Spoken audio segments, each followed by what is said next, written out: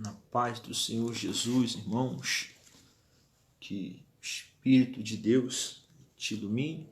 Boa noite a todos.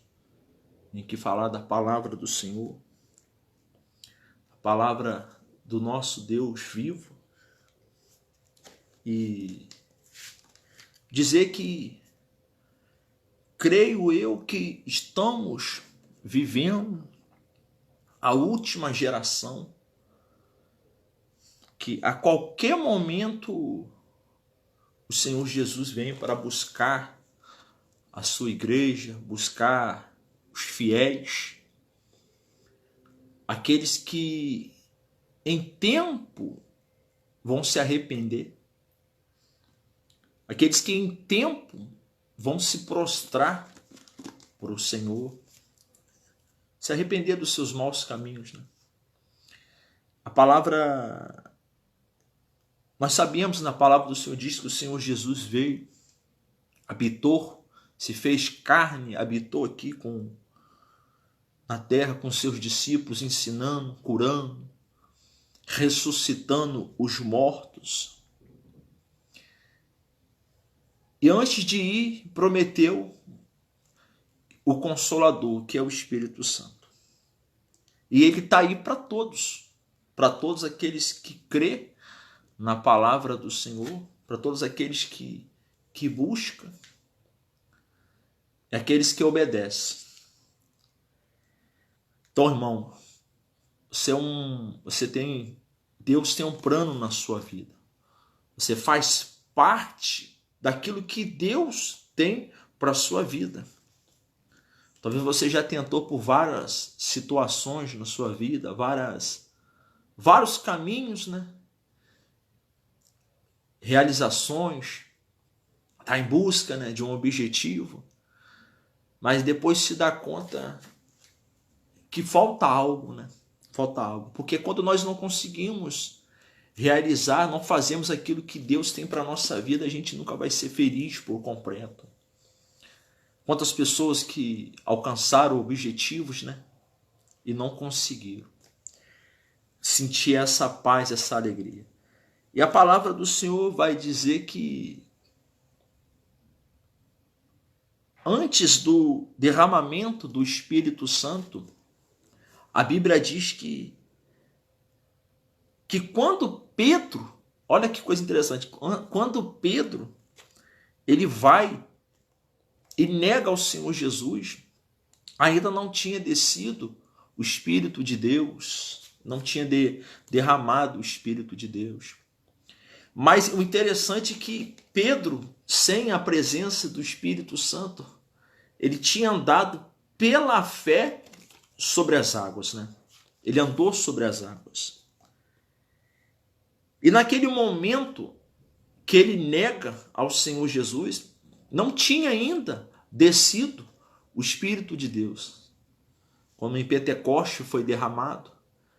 Mas o que chama a atenção que quando o Senhor Jesus quando ele estava negando o Senhor Jesus naquele momento, viraram e falaram assim: mas tu anda como Jesus, tu fala como Jesus e tu se veste como ele. Então isso mostra o quê?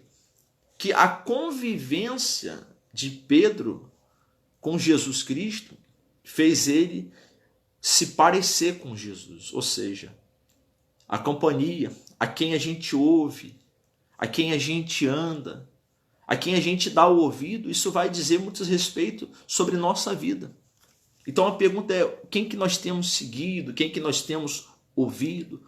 Por mais que não tivesse sido derramado sobre Pedro, ele já estava parecendo com o Senhor Jesus.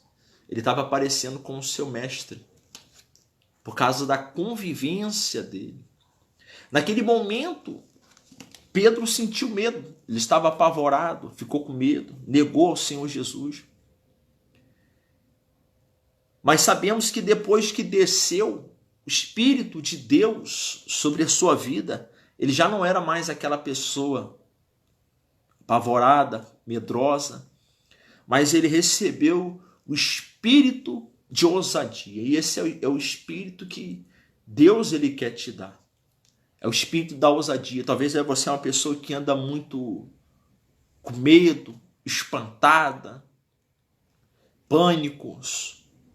E quando o espírito da ousadia, o Espírito Santo, ele entra na sua vida, na minha vida, ele nos encoraja. Assim foi na vida de Pedro. Pedro, depois que recebe o Espírito Santo, ele começa a falar do amor de Jesus. Ele começa a pregar com ousadia o amor de Jesus.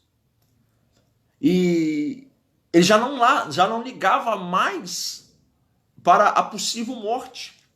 Por quê? Porque ele sabia em quem ele estava servindo e o que estava nele testificava sobre isso. Então a importância da igreja, a importância de nós é buscarmos o Espírito Santo.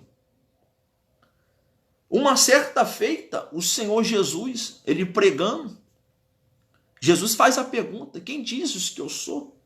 Muitos falavam que eram um dos profetas, Jeremias, Elias. E Pedro, naquele momento, ele diz: tu és Cristo. Ou seja, o que Pedro estava falando? Tu és o meu Salvador. Ou seja, o que Cristo é para a sua vida. O que ele representa para a sua vida? Para Pedro, ele representava a salvação. Então ele recebe o Espírito Santo, ele começa a pregar. A palavra vai dizer lá em Atos, no capítulo 3, Pedro, já com a presença do Espírito Santo na sua vida, ele e João vai para o templo orar. E ali vem um homem, né, que desde a nascença, desde a barriga da sua mãe, era manco, era coxo. Ele vai em direção a Pedro. Eu achei interessante que Pedro orava ao templo. Havia a possibilidade de Pedro ter visto aquele homem naquela situação e não ter ajudado aquele homem. Por quê? Porque o que estava no coração daquele homem resultaria se ele seria ajudado ou não. Porque é interessante que quando ele vira para Pedro, ele fala assim, ele pede uma esmola a Pedro e a João.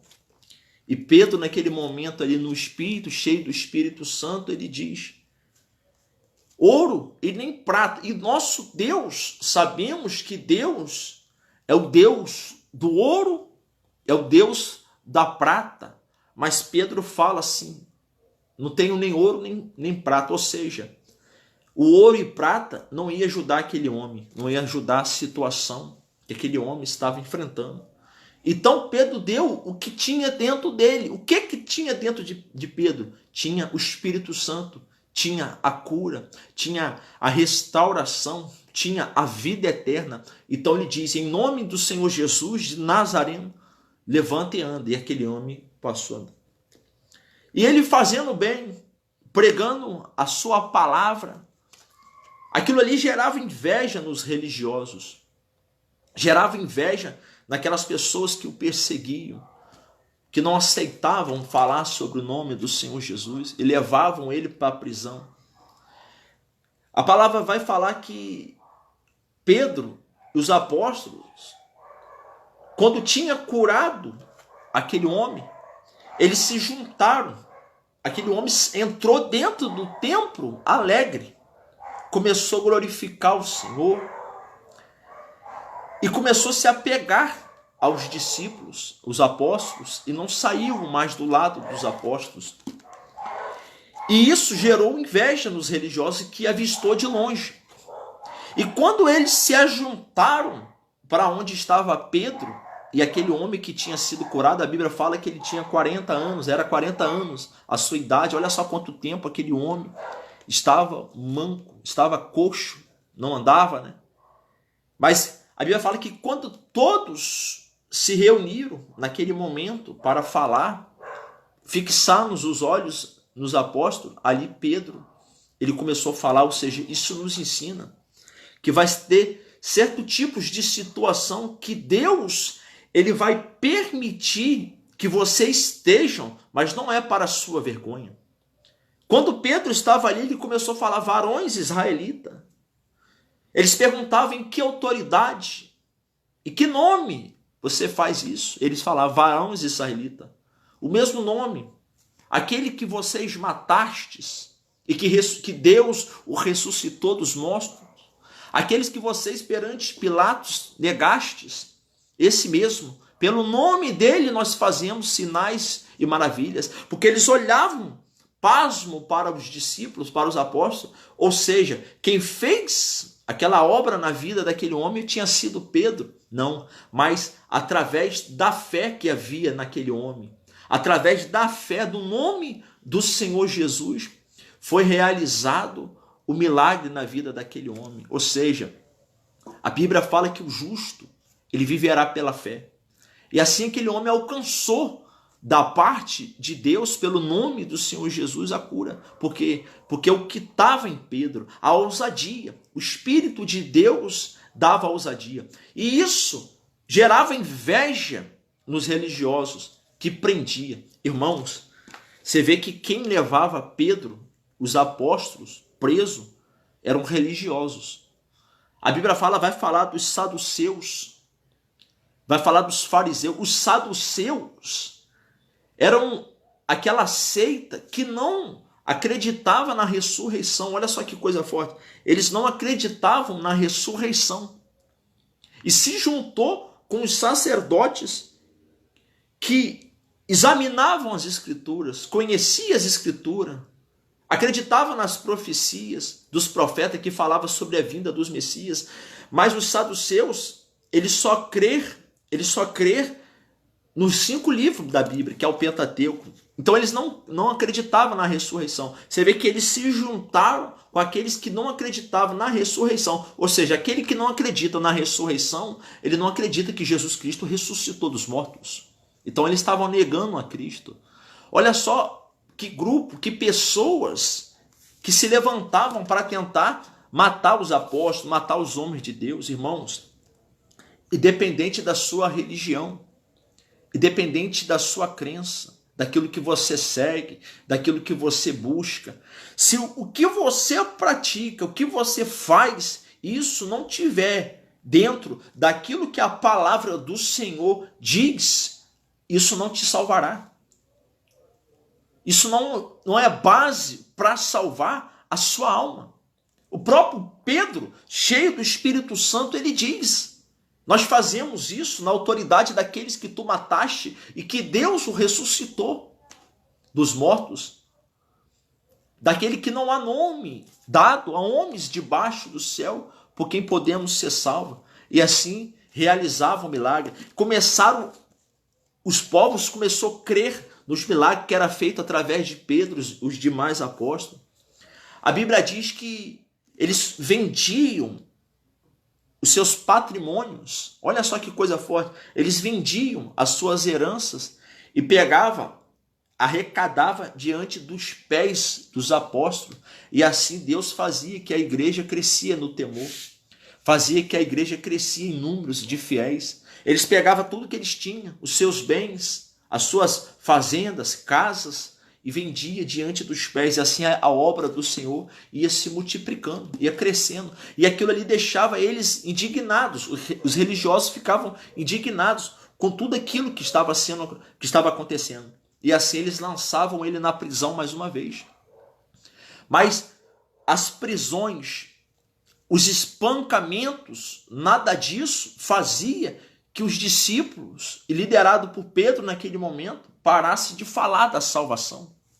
A Bíblia vai falar no próprio livro, na Sagrada Escritura, em Atos, que quando Pedro sai diante daqueles espancamentos, daquelas blasfêmias, ele saía regozijando, ou seja, saía alegre, rindo com a situação. Por quê? Porque eles estavam sendo agredidos, espancados, blasfemados, mas era pelo nome do Senhor. Quantas pessoas muitas das vezes sofrem, passam situações humilhantes por causa de pessoas, de situações, mas se envergonham do nome do Senhor Jesus. E eles não se envergonhavam do nome do Senhor Jesus. E assim eles levavam o Senhor Jesus, os discípulos do Senhor Jesus, presos novamente. E o título lá no Atos, no capítulo 5, diz assim: os apóstolos são milagrosamente tirados da prisão e dão testemunho perante o Sinédrio e o conselho de Gamaliel. A Bíblia diz assim: e levantando o sumo sacerdote e todos os que estavam com ele, e era eles da seita dos saduceus, ou seja, os saduceus que não acreditavam na ressurreição. Olha que coisa interessante. E lançavam ao mundo os apóstolos e os puseram na prisão pública, colocaram eles presos. Mas de noite, o anjo do Senhor abriu as portas da prisão, tirando-os para fora e disse: ide, apresentai no templo e dizei ao povo todas as palavras dessa vida. E ouvindo eles isto, entraram de manhã cedo no templo e ensinavam. Chegando, porém, o sumo sacerdote, aqui nesse momento, o sacerdote que tinha ordenado que eles prendessem aos apóstolos, no outro dia ele chega para dar ordem que fosse buscar ele na prisão. E o conselho e todos os anciões dos filhos de Israel enviavam servidores ao cárcere para que de lá o trouxesse. A Bíblia diz que quando os servidores não acharam na prisão, eles foram até a prisão onde estavam os apóstolos presos, voltando anunciaram dizendo: achamos realmente o cárcere fechado, com toda a segurança e os guardas que estavam fora, diante das portas, mas quando abrimos ninguém achamos dentro. Ou seja, quando os servidores, a mando dos sacerdotes, foram à prisão onde estavam os apóstolos presos, a porta estava normal, fechada, as grades estavam normal, intactas, fechadas, e fora estavam os soldados, estavam aqueles que tinham prendido aos apóstolos do Senhor Jesus, ou seja, nada ali foi mudado. Mas dentro daquele lugar não estavam mais os apóstolos, ou seja, vai ter situações na nossa vida que vai bastar a decisão nossa de sair. Às vezes a gente espera situações que as correntes se abram. Às vezes a gente espera situações que Deus jogue por terra, tipo de amarrações, tipo de situações, mas não. A Bíblia diz que o anjo tirou eles da prisão e as celas continuaram fechadas quando os servidores foram no outro dia. Ou seja, então isso parte de nós. Nós temos que buscar aquilo que Deus tem para a nossa vida. Então, quando o anjo tira os apóstolos da prisão, eles dão a ordem e falam assim, ó: ide até o templo do Senhor e prega. O anjo do Senhor visitou os apóstolos na prisão, mas foi para eles anunciar o evangelho. Eles não foi lá necessariamente para arrecadar bênção, ele não foi lá necessariamente para dar prosperidade naquela situação, não. Eles soltaram os discípulos para poder levar a palavra do Senhor, e é isso que nós precisamos ouvir, que é a palavra do Senhor pura, genuína, do arrependimento. Porque infelizmente, nessa geração que nós estamos vivendo, poucos que estão se importando com a palavra do Senhor. Irmãos, o que vai te libertar, o que vai salvar a sua alma é a palavra do Senhor, é a palavra que liberta. Através do Espírito de Deus, o Espírito Santo na sua vida, o mesmo Espírito que deu coragem ao apóstolo Pedro para pregar com ousadia. A Bíblia diz que todos se levantavam contra os apóstolos, eles se reuniram, oraram ao Senhor, e a Bíblia diz que eles foram revestidos, eles foram cheios do Espírito Santo mais uma vez, e com ousadia pregavam a palavra do Senhor.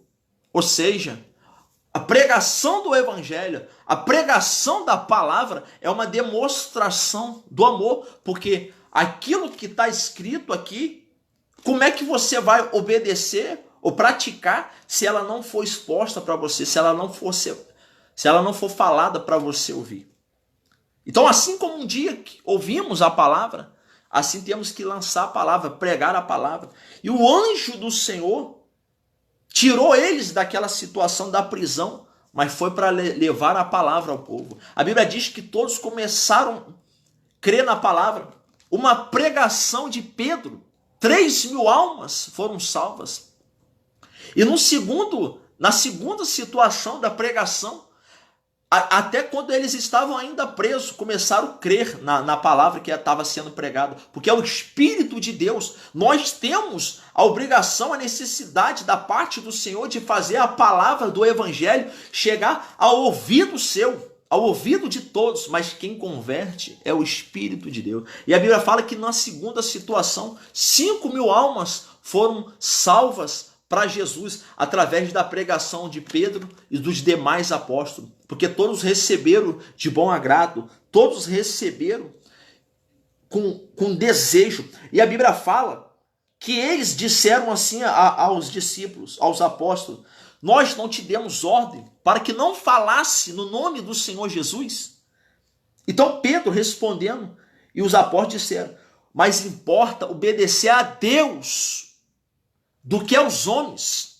Não importa o que o homem pensa, que o homem deixa de pensar, que o homem falou, que o homem ameaçou, mas é o que Deus pensa. Irmãos, o próprio Senhor Jesus, ele diz na sua palavra: não temei ao homem que mata só o corpo, só a matéria, só o pó que o próprio Deus soprou, mas temei a Deus que mata tanto o corpo e lança a alma no inferno. O próprio Deus falando, o próprio Senhor Jesus falando na palavra: temei a Deus que mata o corpo e lança a alma no inferno. Então os apóstolos, depois do evento do Pentecoste, quando foi derramado sobre os apóstolos, eles receberam o espírito de ousadia, de coragem, anunciaram a palavra do Senhor para todos, e muitas almas creram, e estamos vivendo nos dias de hoje também, irmãos. Aquele que crer no Evangelho, aquele que se voltar para a palavra do Senhor será salvo. A palavra do Senhor diz que aquele que invocar o nome do Senhor será salvo. Então vamos despertar. A Bíblia diz assim: desperta tu que dormes, desperta.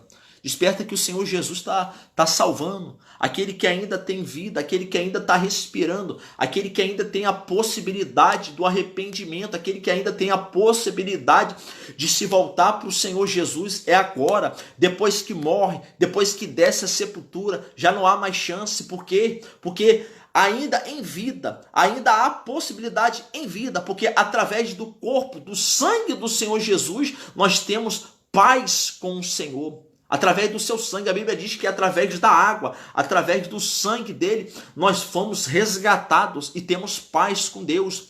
Mas quando a gente se volta, se arrepende e confessa diante dos homens e diante do Senhor, que o Senhor Jesus Cristo é o único e suficiente Salvador da nossa vida. Não há outro, como diz Pedro no capítulo 4 de Atos, versículo 12, que não há outro nome, só um que morreu por você. Só um. Não há rituais, não há religiões, nada disso fará que a sua alma venha descansar com o Senhor. O próprio Senhor Jesus disse: eu sou o caminho, a verdade e a vida. E que essa palavra, através da minha limitação, que não possa alcançar, mas que o Espírito de Deus, ele alcance e te traz a luz, em nome de Jesus.